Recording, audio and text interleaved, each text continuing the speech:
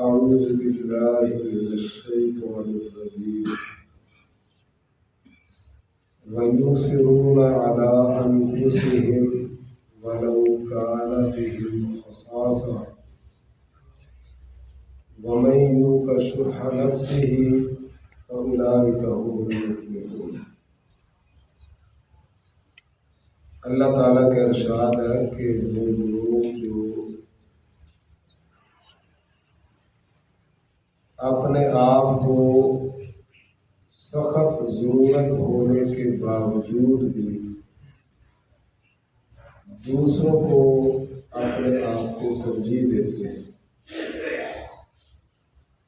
اور جو آدمی اپنے نفس کی بخیلی سے بچا لیا جائے یہ لوگ کامیاب ہیں۔ یہ بات تو عام ہے نا کہ انسان اپنی ضروریات کا بڑا خیال رکھتا ہے، اپنے کپڑے، اپنا جوتا، یا یہ کہہ لے کہ اپنے بیوی بچوں کی ضروریات کا بے حد خیال رکھتا ہے، لیکن اللہ تعالیٰ کی نگاہوں میں قابل قدر لوگ، اچھے لوگ، قیامت کے روز کامیاب ہونے والے وہ لوگ ہیں جو اپنی ذات پر دوسروں کو ترجیح دیتے ہیں اور ان کی ضروریات کا بڑا خیال رکھتے ہیں۔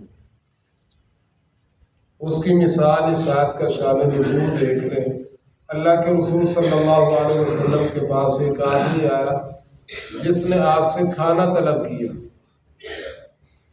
تو نبی کریم صلی اللہ علیہ وسلم نے اپنے گھر میں ایک صحابی کو بھیجا، غالباً سیدنا حضرت انس رضی اللہ تعالیٰ عنہ، جو آپ کے خادم تھے، آپ کی خدمت پر معمور تھے، چھوٹی عمر کے بچے تھے، آپ کے گھروں میں ان کا آنا جانا تھا۔ ایک گھر سے پتہ کیا، دوسرے گھر سے پتہ کیا، تیسرے گھر سے پتہ کیا، نبی کریم صلی اللہ علیہ وسلم کے سارے گھرانوں سے ایک آدمی کا کھانا میسر نہیں ہوا۔ اس کا یہ مطلب نہیں کہ اللہ کے رسول صلی اللہ علیہ وسلم بڑے غریب تھے، بڑے کنگال تھے، بڑے مفلس تھے، آپ کے پاس کچھ ہوتا نہیں تھا، بلکہ اس کی اصل وجہ یہ ہے کہ اللہ کے رسول صلی اللہ علیہ وسلم سخاوت ہی اتنی زیادہ کیا کرتے تھے کہ اپنے گھر میں کچھ رکھتے نہیں۔ تو جب کسی گھر سے ایک آدمی کا کھانا میسر نہ ہوا تو نبی کریم صلی اللہ علیہ وسلم نے اپنے صحابہ سے پوچھا کہ بھائی تم میں سے کون آدمی ہے جو اس کی میزبانی کرے، یہ ایک مہمان ہے، اس کو کھانا کھلا دے۔ ایک انصاری آدمی، دوسری بعض کتابوں میں یہ مذکور ہے کہ وہ ابو طلحہ انصاری رضی اللہ تعالیٰ عنہ تھے، کہنے لگے اللہ کے پیغمبر میں ان کی مہمان نوازی کروں گا، آپ میرے ساتھ ان کو بھیج دیں۔ اپنے گھر میں گئے، اپنی بیوی سے بات کی تو کہنے لگی کہ کھانا تو گھر میں موجود ہے، یہ نہیں کہ کھانا ہے ہی نہیں، کھانا موجود ہے، لیکن بچوں نے بھی کھانا ہے، آپ نے بھی کھانا ہے، میں نے بھی کھانا ہے، اتنا کھانا نہیں کہ ہم بھی کھا لیں اور مہمان کے لیے بھی کھانا موجود ہے، یا ہم کھائیں گے یا مہمان کھائیں گے۔ تو ابو طلحہ رضی اللہ تعالیٰ عنہ فرمانے لگے کہ نہیں، مہمان ہی کھائے گا، ہم نہیں کھائیں گے۔ بچوں کو ویسے ہی دلاسا دے کے سلا دو، میں بھی نہیں کھاتا، آپ بھی نہ کھانا، لیکن مہمان کو پیٹ بھر کے کھانا کھلانا، اور ایسا کرنا کہ تم نہ دیا درست کرنے کے بہانے بجھا دینا تاکہ اسے یہ محسوس ہو کہ ہم بھی اس کے ساتھ کھانا کھا رہے ہیں۔ اب انہوں نے یہی کردار ادا کیا ہے کہ بچوں کو بھوکا سلا دیا، خود بھی نہیں کھایا، ابو طلحہ کی بیوی نے بھی نہیں کھایا، لیکن مہمان کو پیٹ بھر کر کھانا کھلایا ہے اور رات گزار لی۔ صبح جب نبی کریم صلی اللہ علیہ وسلم کی خدمت میں حاضر ہوئے نا تو نبی کریم صلی اللہ علیہ وسلم نے دیکھ کر فرمایا کیا میرے صحابی جو کردار تم نے رات کو ادا کیا ہے نا، اللہ تمہارے کردار پر ہنسے ہیں، مسکرائے ہیں، اور اللہ تعالیٰ نے تمہاری اس ادا کو اتنا پسند کیا ہے کہ اللہ نے یہ قرآن نازل کیا ہے وَيُؤْثِرُونَ عَلَىٰ أَنفُسِهِمْ وَلَوْ كَانَ بِهِمْ خَصَاصَةٌ وَمَن يُوقَ شُحَّ نَفْسِهِ فَأُولَٰئِكَ هُمُ الْمُفْلِحُونَ کہ وہ اپنی ذات پر دوسروں کو ترجیح دیتے ہیں حالانکہ انہیں اپنے آپ کو سخت عادت ہوتی.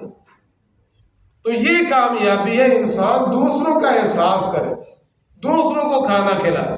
یقین جانے جو اس میں لذت انسان محسوس کرتا ہے نا، اور جو اس میں سکون محسوس کرتا ہے، یقین جانے دوسروں کا احساس کرنے والا اور دوسروں کے ساتھ ہمدردی کرنے والا انسان اللہ تعالیٰ کو اتنا پیارا لگتا ہے، اللہ تعالیٰ دنیا میں اس کی مشکلات کو آسان کر دیتے ہیں اور اس کے لیے فراوانیاں جاری کر دیتے ہیں.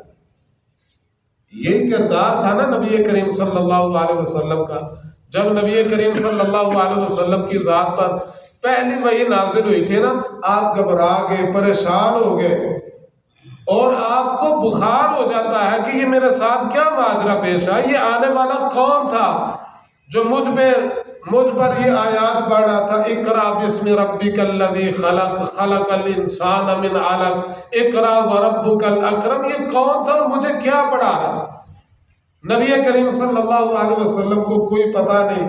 ام المومنین سیدہ حضرت خدیجہ رضی اللہ تعالی عنہ ان سے کہنے لگے کہ مجھے ایسے محسوس ہوتا ہے جیسے میں فوت ہو جاؤں گا اور میری جان نکل جائے. اس قدر گھبرائے ہوئے تھے نبی کریم صلی اللہ علیہ وسلم. تو ام المومنین سیدہ حضرت خدیجہ رضی اللہ تعالی عنہ فرمانے لگی کلا واللہ ما یخزیک اللہ ابدا انک لتصل الرحم وتحمل الکل وتکسب المعدوم وتعین علی نوائب الحق. کہنے لگی کہ ایسا کبھی بھی نہیں ہو سکتا، اللہ کی قسم ہے اللہ تعالیٰ آپ کو کبھی ضائع نہیں کرے. اس کی وجہ کیا ہے؟ آپ صلہ رحمی کرنے والے، بے قصوں کا بوجھ اٹھانے والے ہیں، بے سہارا لوگوں کو کما کر دینے والے ہیں، اور آپ حق بات پہ ڈٹ جانے والے ہیں. جس بندے میں یہ اوصاف پائے جاتے ہیں نا، اللہ کی قسم اللہ ایسے لوگوں کو ضائع نہیں کرتا. لیکن جو دوسروں کو دیکھ کے ان کی غربت اور خاکے کو دیکھ کے ہنسنے والے، مسکرانے والے اور اپنے مال پہ تکبر اور ناز کرنے والے، ان کا انجام قرآن مجید میں مذکور ہے. اللہ تعالیٰ فرماتے ہیں وَأَمَّا إِذَا مَبْتَلَاهُ فَقَدَرَ عَلَيْهِ رِزْقَهُ فَيَقُولُ رَبِّي أَهَانَنِ. لیکن جب آپ کا رب انسان کو آزماتا ہے نا تو اللہ اس پر رزق کو تنگ کر دیتے ہیں. اللہ رزق دے کر بھی آزماتے ہیں اور اللہ رزق چھین کر بھی آزماتے ہیں. لیکن جب اللہ تعالیٰ رزق چھینتے ہیں نا، انسان پہ تنگی کرتے ہیں اور اس کے حالات کا شکنجہ کس لیتے ہیں، تو تب انسان کہتا ہے ربی اہانن، میرے رب نے مجھے ذلیل کر دیا. اللہ تعالیٰ نے اس کا جواب دیا، فرمایا کلا، ہرگز نہیں، ایسی بات نہیں. تمہارے ذلیل ہونے کی وجہ تم خود ہو، تم خود ذلیل ہوئے. معاشرے کے اندر بے وقت تم خود ہوئے. کیوں؟ کس وجہ سے؟ فرمایا بل لا تکرمون الیتیم، تم یتیم کی عزت نہیں کرتے.